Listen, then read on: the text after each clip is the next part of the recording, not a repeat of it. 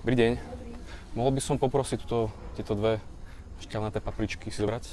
Na plnú papriku je táto vhodná? Áno. Super, dobré. Dneska budem robiť plnú papriku. Moje obľúbené jedlo. Dobrý deň.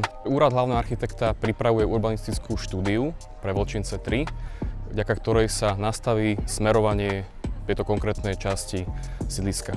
Do tejto výzvy sa môžete zapojiť aj vy a pripomienkovať, ako môže naše sídlisko vyzerať.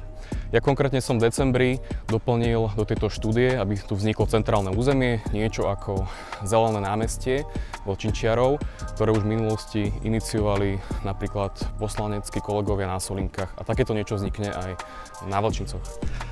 Na tomto námestí sa môžu zrealizovať napríklad projekty ako túto zelovoc, ktorý tu, alebo stánky, ktoré môžu dostať nový šat, viac zelene, stromov a oddychovná zóna, ktorá bude slúžiť pre všetky generácie, ktoré sa tu budú môcť stretávať. Robme si verejný priestor taký, aby slúžil pre všetky generácie a aby nám tu spoločne bolo dobré. Pekný deň prajem. Nejakú kuchárku ku tomu? To zvládnem, to je už naučené. Šťastná to žena. Hej. Ženy. Ďakujem. Majte sa.